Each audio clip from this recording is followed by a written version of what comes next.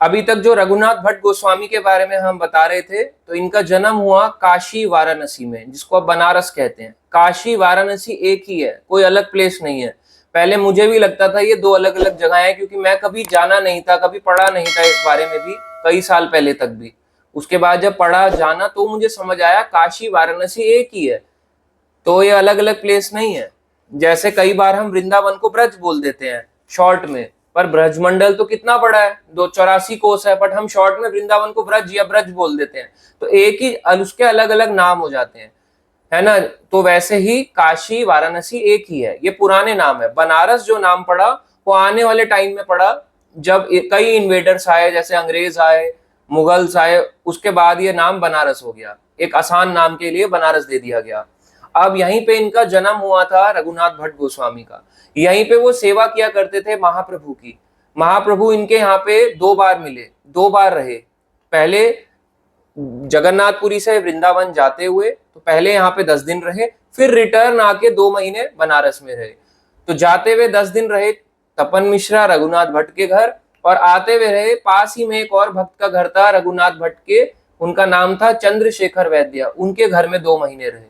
और यहीं पे काशी में भी सनातन गोस्वामी को महाप्रभु ने शिक्षा भी दी 2 महीने तक। अब जब यहाँ से महाप्रभु जा रहे थे तो महाप्रभु ने बोला था कि तुम जो हो मेरे से आके नीलांचल में मिलना। तो इनकी बड़ी इच्छा थी कि ये साथ में ही महाप्रभु के चले जाएं अपने घर को छोड़ के, पर चैतन्य महाप्रभु ने क्लियरली मना किया, नहीं नहीं, अभी आपको अपने माता पिता की सेवा करनी है। क्यों? क्योंकि वो भी भक्त हैं। तपन मिश्रा भी भक्त थे और उनकी पत्नी भी भक्त थी। तो उन्होंने, इसलिए महाप्रभु ने कहा रघुनाथ भट्ट को कि आप जो हैं पहले अपने पेरेंट्स की, अपने माता पिता की सेवा करिए, जब उससे फ्री हो जाएंगे तब फिर नीलांचल मेरे यहाँ जगन्नाथपुरी मेरे से मिलने आइएगा। अब रघुनाथ भट्ट जो है वाराणसी में रहते रहते अपने पेरेंट्स के साथ जब रह रहे थे, व्याकरण में बहुत स्ट्रांग हो चुके थे, जिसको हम व्याकरण में आमतौर पे कहते हैं, अलग अलग चीजें होती हैं, जानने को मिलता है। काव्य, कविताएं काव्य में हो गए थे, अलंकार, इन सब में परम विद्वान बन गए थे। घर से ही ये बूढ़े माता पिता की सेवा भी करते, और माता पिता के आदेश पर माता पिता ने कहा कि अब तुम्हें अपना काम काज जो है अपना थोड़ा छोड़ के महाप्रभु से एक बार मिलने जाना चाहिए। तो पहली बार इन्होंने डिसाइड किया कि अब मैं नीलांचल जगन्नाथपुरी जाऊंगा। क्यों जगन्नाथपुरी जाऊंगा, क्या कारण था? तो जगन्नाथपुरी इसलिए कारण था क्योंकि चैतन्य महाप्रभु की जो टोटल लीलाएं हैं वो 48 ईयर्स हैं। भगवान कृष्ण इस धरती पे रहे हैं 125 साल, चैतन्य महाप्रभु रहे हैं 48 ईयर्स, 48 साल। 48 साल में से 24 साल जो लीलाएं हैं वो ज्यादातर नवद्वीप बंगाल की हैं। केवल नवद्वीप की नहीं, बंगाल की, जिसमें अंबिका कलना भी आता है, कुछ कलकत्ता का हिस्सा भी आता है, और मुर्शिदाबाद भी आता है, कई सारी जगहें आती हैं, बांग्लादेश भी आता है। ये सब इसको गौड़ देश बोलते हैं। जैसे ब्रजमंडल बोला जाता है, वैसी महाप्रभु की जहां जहां लीला है उसको गौड़ देश बोला जाता है, गौड़ देश, गौर देश।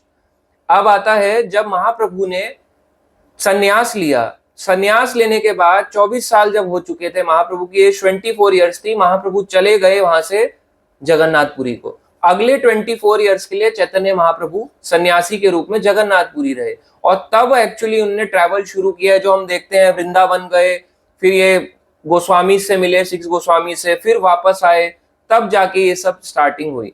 देखा जाए तो उससे पहले महाप्रभु कोई ट्रैवलिंग ऑल इंडिया ये प्रीचिंग मूवमेंट पे नहीं निकले थे, बट बाद में संन्यास लेने के बाद इन्होंने ट्रैवलिंग मूवमेंट स्टार्ट किया कि अब जो है साउथ इंडिया और वृंदावन, ये पूरे एरियाज भारत में प्रचार करना है। अब जब ये महाप्रभु जो है तो आमतौर पे जगन्नाथपुरी मिलते थे, रहते थे। बेशक वो प्रचार कर रहे थे, पर उनका जो निवास, जो उनका जगह थी रहने की, वो जगन्नाथपुरी में थी। तो जगन्नाथपुरी में जब रह रहे थे, रघुनाथ भट्ट की इच्छा हुई कि मैं वहीं जाके महाप्रभु से मिल के आऊं, क्योंकि महाप्रभु संन्यास ले ऑलरेडी सन्यासी थे, वहीं पे रह रहे थे। तो माता पिता ने की आज्ञा के बाद आशीर्वाद लेते हैं और एक सेवक को साथ लेकर नीलांचल के लिए चल पड़े।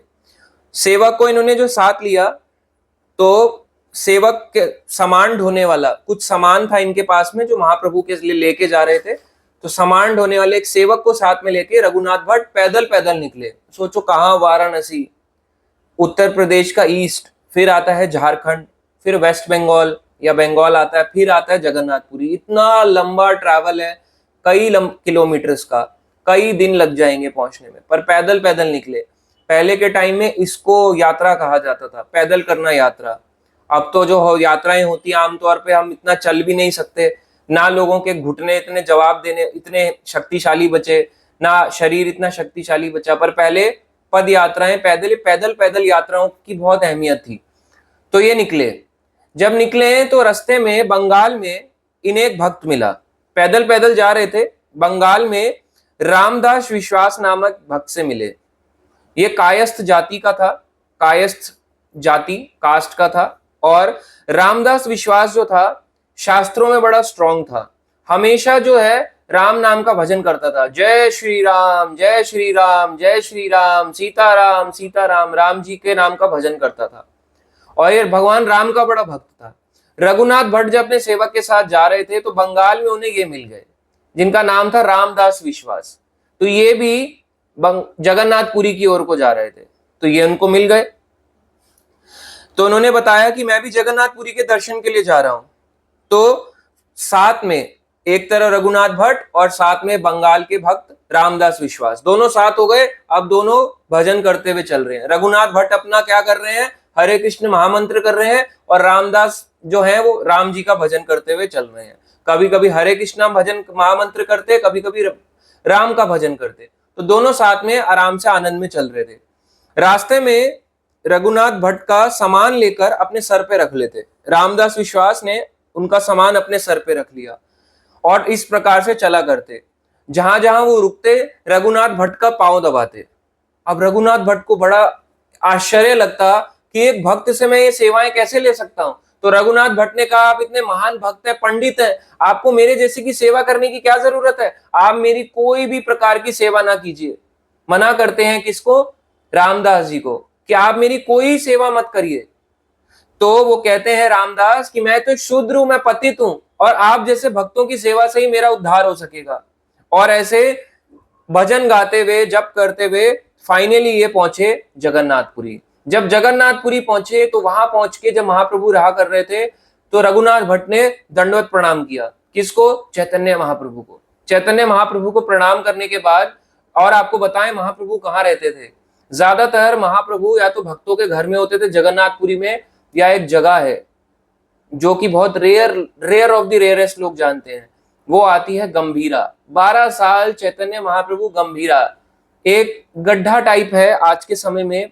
तो वहां पे कोई लाइट ना तो बाहर से आती है ना कुछ है, कंप्लीटली अंधेरा रहता था। वहां रहते थे महाप्रभु 12 साल, और केवल कृष्ण भजन में लीन थे पूरी तरीके से। और उनका जो वो है शारीरिक भाव है पूरी तरह से चेंज हो जाता था महाप्रभु का। वहां पे अंदर किसी को जाना अलाउड नहीं था। अलग अलग भक्तों के घर में बस महाप्रभु जाया करते थे, वहां पे उनको ज्ञान देते थे, शिक्षाएं देते थे, वापस आ जाते थे। ऐसे जब रघुनाथ भट्ट पहुंचे चैतन्य महाप्रभु के पास में, उनको प्रणाम किया, तो महाप्रभु समझ गए कि ये वही रघुनाथ भट्ट है जब मैं उनके पास में बचपन में जिनके घर में रहा था, तपन मिश्र के घर में। फाइनली रघुनाथ भट्ट अब बड़ा हो गया है और मेरे पास आया है। तो रघुनाथ भट्ट को आलिंगन किया, हग किया। हग करने के बाद उन्होंने उनका समाचार पूछा, सब ठीक तो हैं आपके घर में। महाप्रभु ने पूछा कौन कौन, तपन मिश्रा के बारे में पूछा, उनके पिता के बारे में, और दूसरा पूछा चंद्रशेखर वैद्य कि मेरे वाराणसी में मेरे 2 महान भक्त हैं, क्या ठीक है। तो इनके बारे में पूछते हैं क्योंकि इन दोनों का घर था। तो उनका समाचार देते हैं रघुनाथ भट्ट गोस्वामी कि सभी कुछ है, महाप्रभु की कृपा से सब कुछ अच्छा चल रहा है। अब जब ये था तो वहीं पे ही महाप्रभु ने अपने एक भक्त गोविंद को कहा कि इनका परिचय सारे भक्तों से करवा दो। सारे बाकी भक्तों से, स्वरूप दामोदर, बाकी रामानंद राय, सारे भक्तों से उनका परिचय करवाया चैतन्य महाप्रभु ने रघुनाथ भट्ट गोस्वामी का। भाई कोई आता है, कोई गेस्ट आता है तो सबसे मिलवाते ना, कोई नया भक्त आए तो पूरा बाकी भक्तों से मिलवाते ना, ऐसी महाप्रभु ने अपने वहां के जगन्नाथपुरी के भक्तों से उनको मिलवाया। अब 8 महीने तक रघुनाथ भट्ट ने वहां पे 8 महीने रहे हैं। जगन्नाथपुरी पहुंचने के बाद ऐसे नहीं कि तुरंत वापस लौट गए, इनकी यात्रा ऐसी थी कि पैदल पहुंचे, पैदल पहुंचने के बाद 8 महीने वहां रहे हैं। अब बताओ आज के समय में 8 दिन की यात्रा भी निकालनी मुश्किल हो जाती है, 8 महीने तो आप सोच के देखो कितना मुश्किल है। अगर बोल दें 8 महीने की यात्रा ना तो हम सरवाइव कर पाएंगे ना ही भक्त। पर ये किस भाव से निकले होंगे आप सोच के देखो, बस निकलना है, बस जाके महाप्रभु के साथ रहना है, इस भाव से निकले थे। पहले का समय अलग था, फिर इनकी भक्ति और इनका भाव बहुत अलग था, तो आप सोच सकते हो। तो वहां पे 8 महीने रहे। तो महाप्रभु ने प्रसाद के बंदोबस्त के लिए बोला कि पहले आप जाओ जगन्नाथपुरी के दर्शन करके आओ। अपने भक्तों को बोला कि इनके लिए प्रसाद की और रहने का, ठहरने के लिए प्रबंध करना होगा। तो फिर उसके बाद उनको प्रसाद दिया जगन्नाथ जी का। तो वहां पे जगन्नाथ जी का महाप्रसाद पाते और महाप्रभु का उच्चिष्ट पाया करते थे रघुनाथ भट्ट। जो रघुनाथ भट्ट गोस्वामी थे, महाप्रभु का जूठा खाया करते थे, उच्चिष्ट। तो महाप्रसाद हो गया, ऐसा प्रसाद इनको मिला करता था। अब आप सोचो, वहां पे जब रह रहे थे तो वहां पे रह के इन्होंने कुकिंग भी स्टार्ट करी। कभी कभी ये महाप्रभु को अपने यहाँ बुलाया करते थे जहां रह रहे थे 8 महीने। तो रघुनाथ भट्ट कुकिंग किया करते थे, तो कुकिंग में एकदम एक्सपर्ट थे, एकदम अमृत जैसा बनाते थे खाना। तो भगवान को, जगन्नाथ जी को वहां पे भोग लगाने, अपना लोकली वहां भोग लगाने के बाद महाप्रभु को इनवाइट करते, महाप्रभु को प्रसाद देते और प्रसाद के बाद महाप्रभु का उच्चिष्ट पाते। 8 महीने तक महाप्रभु से शिक्षा ली दोबारा से और उनका उच्चिष्ट पाया। इससे उनका जो ज्ञान था वो और ज्यादा स्ट्रांग हो गया। ये वैसा ही है जैसे आप समझो, जैसे कोई जाता है किसी ट्रेनिंग के लिए, ट्रेनिंग में जाता है तो उसका बड़ी कड़ा ही रूटीन हो जाता है और वहां पे जाके हर चीज को वो अपनाता है, जो जो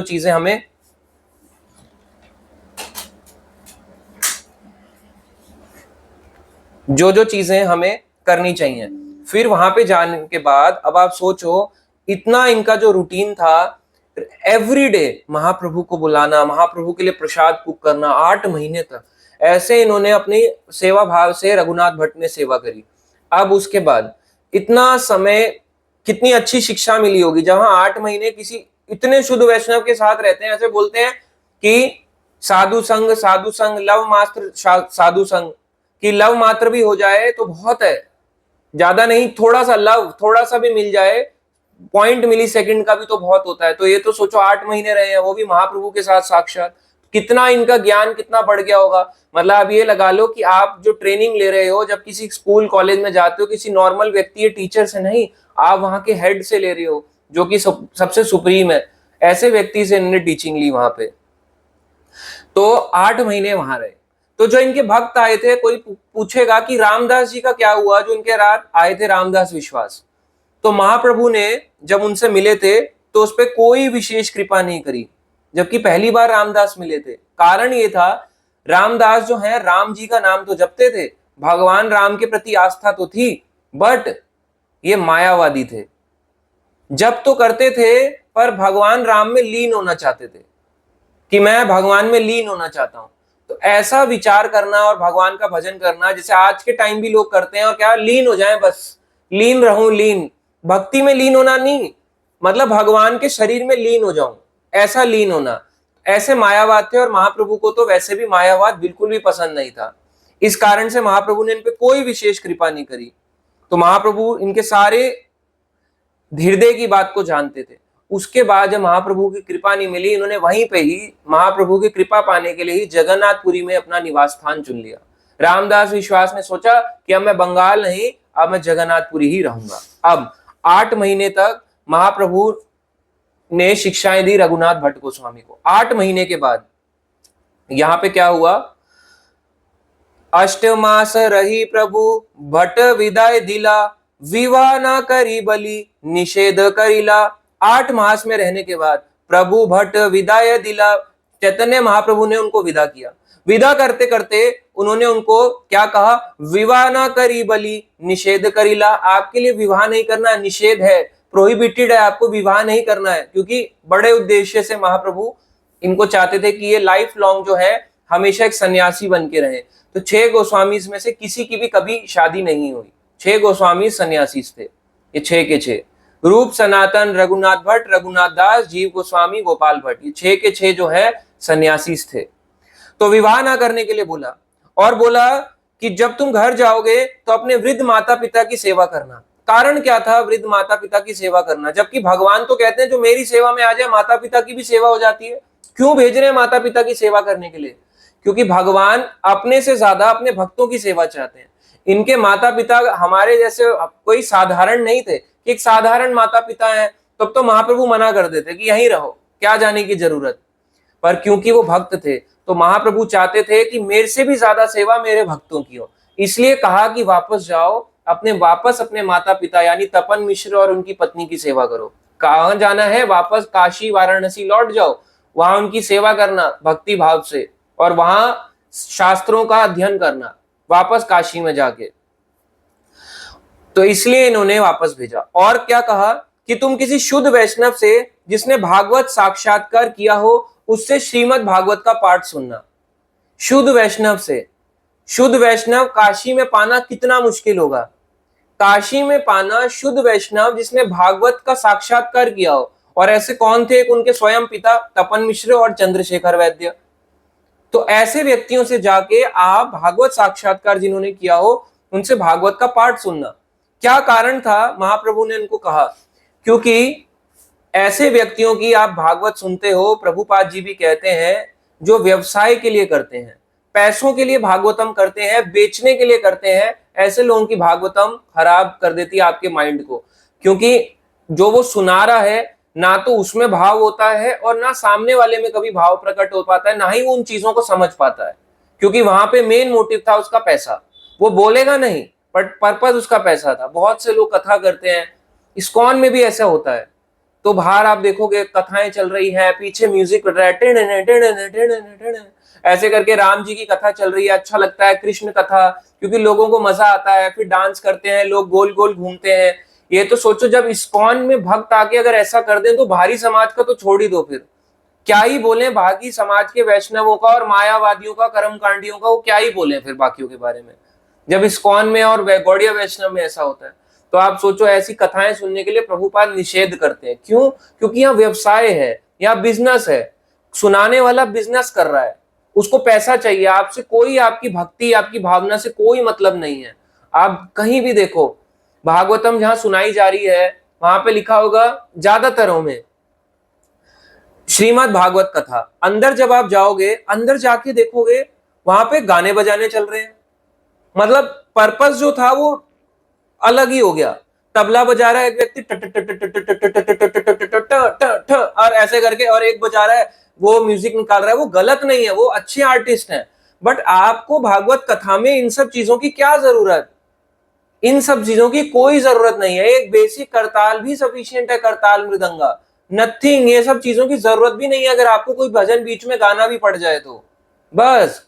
ऐसा भी क्या भजन है कि आपको बिल्कुल वो सुर ताल वाले चाहिए और पीछे से वो भी गाएंगे। फिर एक माइक स्पीकर के पास होगा, वो अपने स्पीकर में कथा कर रहा होगा, एक माइक लगा होगा उधर तबले वाले पे और एक माइक लगा होगा हारमोनियम वाले पे या वो कैसियो प्लेयर वाले पे, और वो भी गा रहा होगा। तो आप बताओ, अब ऐसी कथाएं चल रही हैं और लोग ऐसी कथा सुनते भी हैं। अब ऐसी कथाओं के सुनने के बाद आप सोच के देखो क्या उसकी मानसिकता बनेगी। उसकी मानसिकता केवल यही बनेगी, यही होती है भागवत कथा। जो ये कर रहे हैं ना, जो नॉर्मली होती है जिसमें कोई गाना बजाना नहीं होता है, कुछ नहीं है, ये तो ऐसे ही है। तो ये 7 दिन वाला अच्छा प्लान है, ये जो अरे ये तो पागल है, ये सब तो इनको थोड़ा ना कुछ आता है। तो ऐसा सोच रखना गलत है। कोई भी कथा जब सुनाई जाती थी, चाहे वो शिव जी ने पार्वती को सुनाई, नारद मुनि ने वेद व्यास को सुनाई, वेद व्यास ने अपने शिष्यों को सुनाई, सुखदेव ने परीक्षित को सुनाई, और सूत गोस्वामी ने 88,000 ऋषियों को सुनाई। कहीं पे कोई भी बैकग्राउंड म्यूजिक नहीं था। प्रभुपाद ने अपने शिष्यों को सुनाई, प्रभुपाद ने अपने गुरु से सुनी, उन्होंने अपने गुरु से सुनी। कौन सा बैकग्राउंड म्यूजिक था? कौन सा तबला मास्टर या वो थे? समझो, ये सब चीजें ऐसे जो होते हैं इसको पेशेवर कथावाचक कहते हैं। ऐसे कथावाचकों से महाप्रभु ने बहुत ही सतर्क किया, ऐसे कथावाचकों से दूर रहना है, क्योंकि महाप्रभु का आदेश यही था रघुनाथ भट्ट को कि आपको, आपके लिए तो साक्षात भगवान ही श्रीमद् भागवतम है। अब अगर वो ऐसे लोगों से भागवत सुनेंगे तो सोचो क्या हाल होगा। बेशक रघुनाथ भट्ट गोस्वामी तो खैर अलग ही है, उनका तो खैर वो मंजरी है, बट आप सोच के देखो। इसलिए महाप्रभु ने सतर्क रहने को कहा, बिवेयर बिवेयर रहना चाहिए ऐसों से। और प्रभुपाद लिखते हैं, आज के टाइम पे भी आप वृंदावन जाओ या अपने आसपास देखो, वहां पे लिखा होगा श्रीमद् भागवत कथा ज्ञान यज्ञ या श्रीमद् भागवत कथा, और उसमें ऐसे त्रिपुंड लगा के बैठे होंगे, राइट? त्रिपुंड लगा के। तो पहली चीज तो त्रिपुंड जो है ये वैष्णव तिलक में नहीं आता। ऐसी जगहों पे अगर आप कथा सुन रहे हो या ऐसी जगहों पे जहां पे तिलक तो खड़ा तिलक लगाया है, ऐसे करके। बट वहां पे तिलक लगाने का पर्पस क्या था, उसमें लिखा होगा ज्ञान यज्ञ, या तो पीछे से म्यूजिक चल रहा होगा या कुछ और ही बात कर रहे होंगे। और जो त्रिपुंड या मायावादी होते हैं वो तो उसकी व्याख्या को ही बदल देते हैं, कुछ और ही व्याकरण से अलग अलग मतलब बता के निराकार बता देते हैं, निराकार से कृष्ण आए, और लोग सुन भी रहे होते हैं, ओहो हाँ सही बोल रहे, सही बोल रहे हैं। तो क्योंकि हमारा जो हमारा समाज है, समाज में लोगों को भ्रमित करना बहुत आसान है, लोगों को मजा आता है कि कोई मुझे चीट कर दे, कि लोग चीट होना चाहते हैं, सिंपल है। क्योंकि प्रभुपाद कहते हैं सिंपल, जब आप सोने की खोज में निकलो तो सोना ही मिलेगा, बट जब आर्टिफिशियल के लिए निकलो तो आर्टिफिशियल की शॉप पे ही जाओगे और आर्टिफिशियल ज्वेलरी ही मिलेगी। ऐसे ही जब आप सच्ची भागवत कथा सुनना चाहोगे तो आप सही जगह ही जाओगे, आपके मन को नहीं लुभाओगे। बट जब आपको चाहिए ही इस टाइप का होगा, गाना बजाना मिल जाए, कुछ ऐसा मिल जाए, कुछ मस्ती मजाक की बात कर दें, कुछ नाच गाना कर दें, स्वामी जी गुरु जी ऐसे करके नाच गाना नचा दें हमारे को, तो फिर ऐसे ही मिलती है। और फिर व्यक्ति जो होता है भ्रमित होता है और फिर जाके एक रॉन्ग परंपरा में जाके चल पड़ता है, उसको पता भी नहीं चलता। तो ऐसे लोगों से बहुत बिवेयर रहने को कहा। तो ये आदेश थे महाप्रभु के। और फिर वापस भेजा किसको, रघुनाथ भट्ट गोस्वामी को। तो रघुनाथ भट्ट गोस्वामी जो है वापस आते हैं। वापस आने के बाद महाप्रभु, वापस जाने से पहले महाप्रभु ने कहा था कि फिर से लौटकर जरूर आना, जगन्नाथपुरी फिर से लौटकर जरूर आना। अब इन्होंने बोल दिया तो उन्होंने सोचा था कि भाई एक बार तो मैं जगन्नाथपुरी आ गया, दोबारा सेकंड टाइम भी आना पड़ेगा क्योंकि महाप्रभु ने बोला है। तो जाने से पहले, जाते जाते वाराणसी वापस जाने से पहले महाप्रभु ने अपने गले की कंठी माला अपनी कंठी माला रघुनाथ भट्ट के गले में यूं यूं करके फाइनली डाल दी। तो ये जो कंठी माला महाप्रभु ने अपनी उतारी और यूं यूं करके रघुनाथ भट्ट के गले में डाल दी। तो रघुनाथ भट्ट गोस्वामी जो कंठी माला पहनते थे वो चैतन्य महाप्रभु के गले की कंठी माला थी। तो चैतन्य महाप्रभु भी अपने गले में कंठी माला पहनते थे। तो कंठी माला इसलिए ही हम पहनते हैं सिंपल, क्योंकि हमारे संप्रदाय और वैष्णव संप्रदायों में गले में कंठी पहनी जाती है। चैतन्य महाप्रभु स्वयं भगवान होके भी इस चीज को पहन रहे हैं, जो खुद ही कृष्ण है, खुद ही राम है, वही उस कंठी माला को भी पहन रहे हैं। अब महाप्रभु ने उनका आलिंगन किया और रोते रोते महाप्रभु से एक विरह के कारण रोते रोते फाइनली वो तब जाके वाराणसी पहुंचे थे। वाराणसी और या काशी पहुंचने के बाद 4 साल तक उन्होंने अपने माता पिता की सेवा करी, यानी तपन मिश्र और उनकी पत्नी की सेवा करी रघुनाथ भट्ट गोस्वामी ने। वही घर में जिसका हमने बताया आज के टाइम पे ये काशी वाराणसी में आता है, ये घर गलियों में आता है। अभी हम रिसेंटली जब काशी यात्रा में गए तो घर एकदम आप जाओ, पहले तो आप पता नहीं लगा पाओगे, कोई आप गूगल पे फाइंड आउट नहीं कर पाओगे, कहीं पे नहीं लिखा गूगल में इस बारे में। बट प्रभुपाद जी ने चैतन्य चरितामृत में लिखा है। वो लिखते हैं कि उनका घर एक पास ही के स्थान में था जिसको कहा जाता है चैतन्य वट। अब उस जगह को कहते हैं जतन वट। तो उस जगह के पास में ही उनका घर है। और आज जब हम वहां पहुंचे तो हम ऐसे ही पहुंचे, चैतन्य वट डाल के, चैतन्य महाप्रभु रेस्टिंग प्लेस डाल के, तब जाके पता चला ओहो ये रास्ता है, ये पास का रास्ता है, 100-150 मीटर का ही रास्ता है रघुनाथ भट्ट के गोस्वामी के घर का, जिन तपन मिश्रा के घर का। तो वहीं रघुनाथ भट्ट वापस पहुंचे, 4 साल तक अपने माता पिता की सेवा करी और शुद्ध वैष्णव से श्रीमद् भागवत का अध्ययन किया। जब उनके माता पिता का देहांत हो गया, तपन मिश्रा और उनकी पत्नी वापस वो भगवान के धाम को लौट गए, तब उनको समझ में आ गया अब मैं सारी ड्यूटी से जो हो गया हूं, विरक्त हो गया हूं, अब फ्री हूं मैं, नाउ अब मैं जा सकता हूं। तो ऐसे करके छोड़ के अब उन्होंने सोचा कि अब मैं जो है सारे संबंधों को त्याग कर वापस महाप्रभु से मिलने जाऊंगा। दोबारा 4 साल के बाद दोबारा महाप्रभु से मिलने जगन्नाथपुरी गए। पहली बार जब गए थे जगन्नाथपुरी 8 महीने रहे, दोबारा गए, दोबारा 8 महीने रहे, दोबारा 8 मंथ्स रह के आए महाप्रभु से मिलने के बाद। अब जब महाप्रभु से मिले तो महाप्रभु ने इनको आज्ञा दी। अब महाप्रभु कुछ बड़ा काम करवाना चाहते थे। पहले बोला शादी मत करना, पहले बोला श्रीमद् भागवत का अध्ययन करना, अपने माता पिता जो आपके भक्त है उनकी सेवा करना। अब महाप्रभु ने कुछ और बोला। महाप्रभु कहते हैं आमार आज्ञाए रघुनाथ यह वृंदावने तहां यांजा रह रूप सनातन स्थाने। अब वो कहते हैं हम मेरी आज्ञा से हे रघुनाथ आमार आज्ञा है, अब तुम वृंदावन जाओ। ताहा या रह रूप सनातन स्थाने, वहां जाओ जहां रूप और सनातन गोस्वामी रहते हैं, उनके संरक्षण में रहना, क्योंकि वो पहले ही पहुंच चुके थे। वृंदावन जाकर 24 घंटे श्रीमद् भागवतम का पाठ करना और हरे कृष्ण महामंत्र का जप करना, लोगों को इस भागवत के पाठ के बारे में बताना, यही तुम्हारा एकमात्र विग्रह है, यही तुम्हारे एकमात्र भगवान श्रीमद् भागवतम है। ऑब्वियसली विग्रह भी भगवान है, मगर सबसे बड़ी इनको सेवा दी गई श्रीमद् भागवत का पाठ और उनको उसका प्रचार करना। शीघ्र जाओ और कृष्ण तुम्हारे पर शीघ्र कृपा करेंगे, ऐसा कहा महाप्रभु ने। किसको? रघुनाथ भट्ट को। रघुनाथ भट्ट का आलिंगन किया और रघुनाथ भट्ट को आलिंगन करके एक उत्सव चल रहा था, वहां पे महाप्रभु को एक लंबी सी माला मिली थी जगन्नाथ जी की, जो गले में पहनी हुई थी, तुलसी माला लंबी। जगन्नाथपुरी में जगन्नाथ जी हैं, तो जगन्नाथ जी की लंबी सी एक तुलसी माला, जैसे आप देखोगे भगवान के यहाँ माला पहनाई जाती है घुटनों तक लंबी, तो ऐसी जगन्नाथ जी की बिल्कुल लंबी सी माला वो महाप्रभु अपने गले में पहन के घूम रहे थे। पहले कंठी दी थी, अब जगन्नाथ जी वाला माला जो महाप्रभु को जगन्नाथ जी के मंदिर से मिली थी, महाप्रभु ने अपने गले से उतारी और रघुनाथ भट्ट के गले में डाल दी। और जगन्नाथ जी का पान वाला प्रसाद वो रघुनाथ भट्ट को दिया, बट रघुनाथ भट्ट ने खाया नहीं, क्योंकि चैतन्य महाप्रभु ने भी खाया नहीं, पान खाते नहीं है यहाँ पे। कहीं सोचो पान दिया, वो मुंह में डाल लिया, पान लेके प्रसाद है तो खाया नहीं।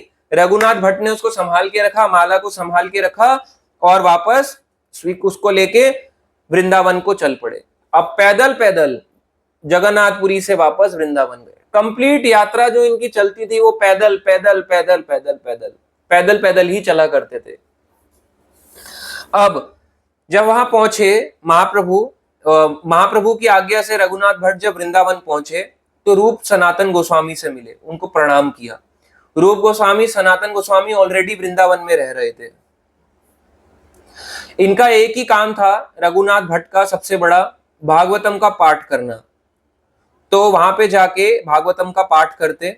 जब भी पाठ करते तो क्या होता, इनके उसमें बॉडी में विकार आता। आपने एक चीज सुनी होगी, अष्ट सात्विक विकार। ये क्या है अष्ट सात्विक विकार? ये बहुत रेयर लोगों को आती है जब वो भक्ति के बहुत हाईएस्ट स्टेज पे आ जाता है। इसमें क्या होता है, अब आप देखोगे, इसमें ये होता है कि कथा सुनाते सुनाते या चैंटिंग करते करते, भगवान का नाम लेते लेते या कथा सुनाते सुनाते या सुनते सुनते आंखों में आंसू भर जाना, आंखों में आंसू भर जाते हैं। आजकल ऐसे कथावाचक भी हैं, नकली आंसू निकालने में भी एक्सपर्ट है। पहले से ही आपको पता भी नहीं लगेगा, दवाई डाल के आते हैं, कृष्णा कृष्णा, और यहाँ पे आंसू बह रहे होते हैं, नकली आंसू। एक्सपर्ट ना भाई, आजकल कौन एक्सपर्ट नहीं है, एक से एक एक्सपर्ट। आप एक्सपर्ट हो तो और ज्यादा एक्सपर्ट है आपको सुनाने वाले। वो नकली आंसू यूं निकालते हैं, यूं चुटकियों में। अब कंपन आना, कांपना लगता है शरीर, कंपन आती है, कंपाई होती है कुछ डर के कारण, कुछ डर जाओ या कुछ डरावना देख लो, बट ऐसा नहीं। कंपन होना शरीर के अंदर, ठंड के कारण नहीं, भगवान की भक्ति के कारण कंपन होना। तो जब ये भागवतम का पाठ करते या दूसरों को बताते, कंपन हो जाता और बोलते बोलते वाणी अवरोध हो जाती। जैसे कुछ बोल रहे हैं, गला रुक गया। एक होता है खांसी के कारण, प्यास के कारण, एक होता है वैसे ही रुक जाना। अब कंठ में रुक गया, मतलब कुछ बोलना चाह रहे तो कंठ रुक गया, क्या बोले आगे, तो ये हो गया। ऐसे इनके भाव प्रकट होते थे। इनकी जो वाणी थी कोयल के समान मीठी थी।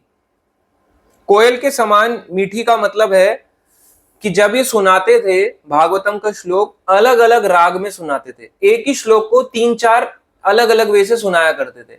जैसे हम कोई श्लोक होते हैं एक ही फॉर्म में बोलते हैं, कृष्णाय वासुदेवाय देवकी नंदनाय च, बट इनका अलग अलग फॉर्म में, अलग अलग लय में सुनाया करते थे। मतलब अलग अलग ट्यून्स में भागवतम के श्लोक को गा के सुनाया करते थे। अब ये भी बड़ी बात है, तो गा के सुनाना ये भी एक कला है। आजकल भी गा लेते हैं, आप ऐसा मत सोचो, एक्सपर्ट जो बैठे हैं ना वो गा भी लेते हैं एक से एक, तो रो भी लेते हैं, नकली आंसू भी निकाल लेते हैं, कंपन भी हो जाते हैं, बेहोश भी हो जाते हैं स्टेज पे। ऐसे ऐसे नाच रहे होंगे, आपको पता भी नहीं चलेगा, बेहोश भी हो जाएंगे आपके आगे। तो एक्सपर्ट कथावाचक बैठे हैं आजकल, आपको पता भी नहीं चलेगा। ऐसे लोगों से अट्रैक्ट हो जाते हैं लोग। तो एक्सपर्ट से अट्रैक्ट नहीं होना है, बट ये उनके भाव प्रकट होते थे जब वो भागवतम को सुनाया करते थे।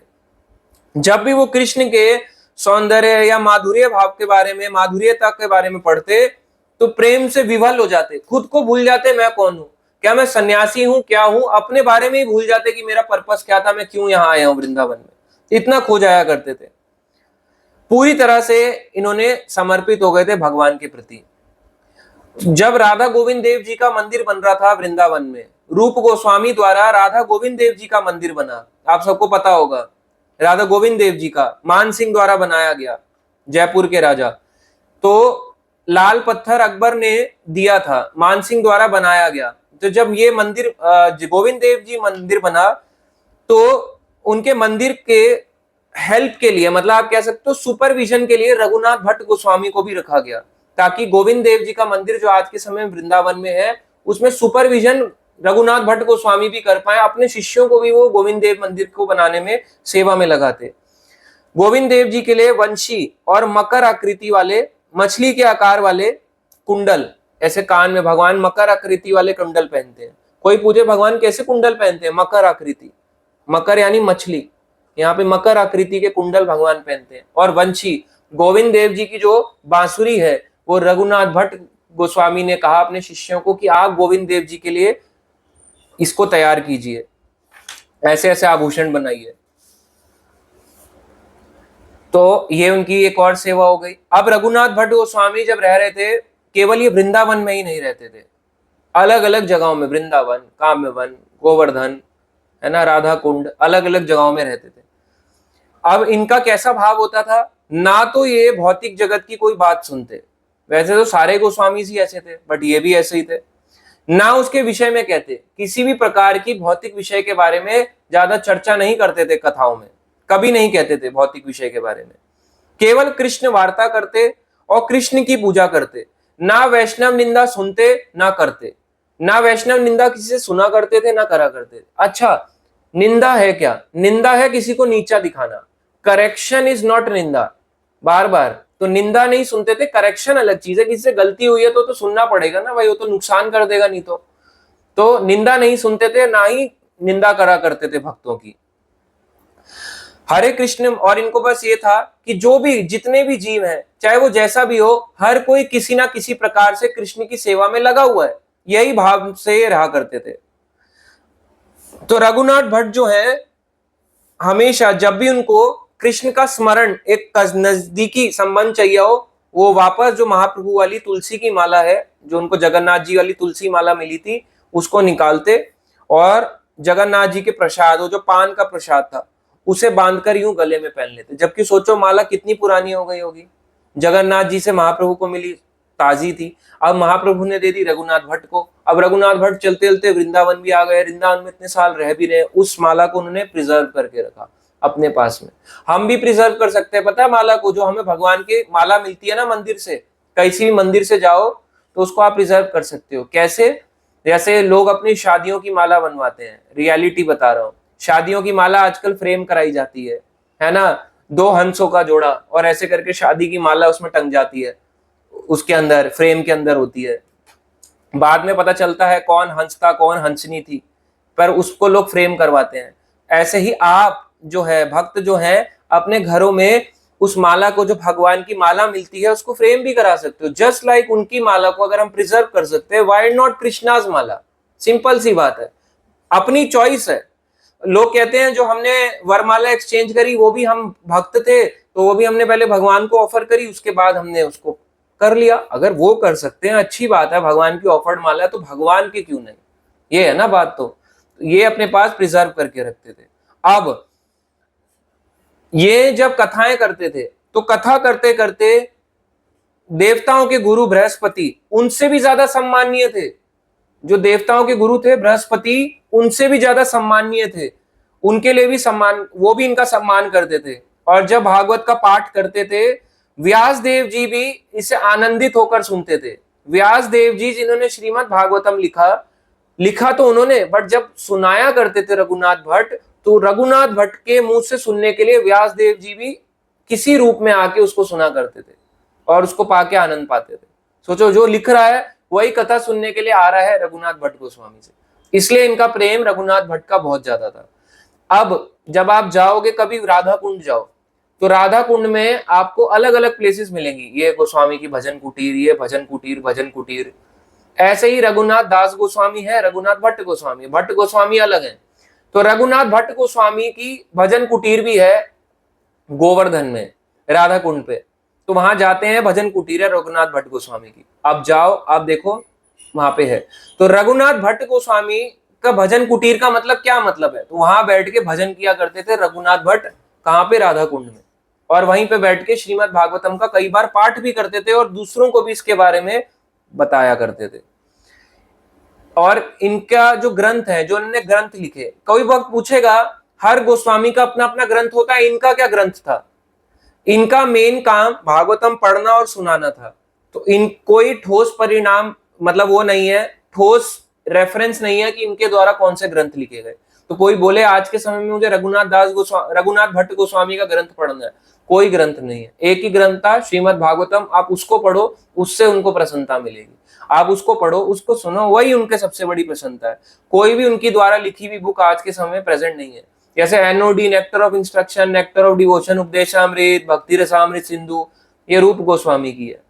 गोपाल भट्ट की भी मिलती है, हरि भक्ति विलास और ये बृहद भागवतम, ये सब आपको मिलती है सनातन गोस्वामी की। ऐसी आपको गोपाल भट्ट की मिलती है, जीव गोस्वामी की मिलती है, रघुनाथ भट्ट की मिलती है, बट रघुनाथ दास की मिलती है। पर रघुनाथ भट्ट की जो भी स्क्रिप्चर्स लिखे हुए हैं वो प्रेजेंट है या नहीं, इसका कोई रेफरेंस आज के समय में नहीं है। तो कोई भी बुक इनकी नहीं है। 5 गोस्वामी की हैं, केवल ये छठे ऐसे गोस्वामी हैं जिनका कोई बुक आज के समय में नहीं मिलती। तो इन्होंने कई शिष्य अपने टाइम पे स्वीकार किए जब ये रह रहे थे 500 साल पहले। मंदिरों का निर्माण किया, स्पेशली गोविंद देव मंदिर को इन्होंने सपोर्ट करा बनवाने में। और फाइनली जो है वृंदावन में रहते रहते गोविंद देव जी के मंदिर के पास 200 मीटर की दूरी पे आज के टाइम पे भी एक जगह आती है जिसका नाम है 64 समाधि मंदिर। कोई भक्त गया हो तो उसको पता होगा, 64 समाधि, 64 समाधि मंदिर बिल्कुल वही है वृंदावन में। जब जाओ परिक्रमा लगाते हैं तो परिक्रमा लगाते हुए राधा दामोदर मंदिर से करीब 700-800 मीटर की दूरी पे है और राधा गोविंद देव जी के मंदिर से 200 मीटर की दूरी पे है। मतलब इधर गोविंद देव मंदिर है, इधर से आप निकलो और इधर को जाओ, इस तरफ को, यहां से निकलो और इधर को चले जाओ, इधर 200 मीटर की दूरी पे सिर्फ 64 समाधि मंदिर है। वहां 64 समाधि है, 64 समाधि है, उन्हीं में से एक है रघुनाथ भट्ट गोस्वामी की। तो रघुनाथ भट्ट गोस्वामी की फाइनली जो है इनका जो डिसअपीयरेंस हुआ वृंदावन में ही 64 समाधि स्थल, वहां पे इनकी समाधि बनाई गई। अश्विन का महीना जो इस सितंबर का आसपास का महीना आता है, उसके शुक्ल पक्ष द्वादशी एकादशी के अगले दिन जो है इनका डिसअपीयरेंस हुआ था। इसी दिन के डिसअपीयरेंस के दिन रघुनाथ दास गोस्वामी का भी डिसअपीयरेंस हुआ। तो रघुनाथ भट्ट, रघुनाथ दास गोस्वामी का डिसअपीयरेंस सेम डे में आता है, पर डेट्स पर टाइम अलग अलग है, साल अलग अलग है। 1579, 1505 में इनका जन्म हुआ, 1579 तक ये रहे। अभी क्या चल रहा है 2026, तो 1579 करीब करीब अगर आप लगाओ 450 साल हो चुके हैं। 450 साल पहले वहीं वृंदावन से ये वापस जो है राग मंजरी के रूप में भगवान के धाम गोलोक धाम को वापस चले गए। तो ये था इनके बारे में, रघुनाथ भट्ट गोस्वामी के बारे में। अब यही जो है रघुनाथ भट्ट गोस्वामी 74 ईयर्स तक इनकी लीला रही। अब ये चौथे नंबर के गोस्वामी है, सबसे बड़े सनातन, फिर रूप गोस्वामी, फिर गोपाल भट्ट, फिर रघुनाथ भट्ट। तो अभी हम रघुनाथ भट्ट के बारे में बताया कि फाइनली जब इनका डिसअपीयरेंस हुआ तो इनकी अब समाधि वहां दिखाई देती है, क्योंकि इनके कोई विग्रह नहीं थे। गोविंद देव, अब देखो दोबारा बताते हैं, हम सबसे पहले हमने किया सनातन गोस्वामी। सनातन गोस्वामी का मंदिर वृंदावन में आता है राधा मदन मोहन, तो उनकी समाधि राधा मदन मोहन मंदिर में ही पास में बनाई गई है, वहीं मदन मोहन मंदिर में ही पास में ही। उसके बाद हमने दूसरे गोस्वामी के बारे में पढ़ा, रूप गोस्वामी। रूप गोस्वामी की जो समाधि है वो गोविंद देव वृंदावन मंदिर में नहीं है, वो आती है उनके शिष्य जो जीव गोस्वामी थे, उन्होंने राधा दामोदर मंदिर में बनवाई, जहां प्रभुपाद जी रहा करते थे 6 साल संन्यास लेने के बाद। तो वहीं पे जीव गोस्वामी और रूप गोस्वामी की भी समाधि है राधा दामोदर मंदिर में, उनके शिष्य द्वारा जो मंदिर बनाया गया। तो ये हो गए 2 गोस्वामी। तीसरा, गोपाल भट्ट के जो विग्रह थे वो थे राधा रमण, तो वहीं राधा रमण मंदिर में ही गोपाल भट्ट गोस्वामी की समाधि है। चौथे गोस्वामी हमने पढ़ा, इनका नाम है रघुनाथ भट्ट गोस्वामी, बट क्योंकि इनके कोई विग्रह नहीं थे, भागवत ही इनका साक्षात भगवान था, भागवतम ही था। और कौन से मंदिर में इनकी समाधि बनेगी? इसलिए गोविंद देव मंदिर से 200 मीटर की दूरी पे 64 समाधि स्थल है, वहां पे इनकी समाधि बनाई गई रघुनाथ भट्ट की। तो हमें पता होना चाहिए एग्जैक्टली इनकी समाधि है कहाँ। रघुनाथ दास की गोवर्धन राधा कुंड पे है, जीव गोस्वामी की राधा दामोदर में है, सबकी अलग अलग मंदिरों में है, मगर इनकी मंदिर में नहीं है। इनके लिए प्रॉपर एक बगीचा है, वो गार्डन है, वहां पे समाधियां ही समाधियां है। तो वहां पे इनकी समाधि बनाई गई। कईयों की पुष्प समाधि है, कईयों की कुछ और समाधि है, वहां इनकी समाधि बनाई गई, क्योंकि इनका कोई स्पेशल विग्रह नहीं थे जिनकी सेवा करते थे। तो साक्षात जिसके घर में भागवतम है वही साक्षात भगवान है। किसी के घर में कोई विग्रह ना हो, फोटो हो तो भी चलेगा, भागवतम भी साक्षात भगवान है। वो भागवतम की आरती कर सकता है, भागवतम को भोग लगा सकता है, सब कुछ कर सकता है।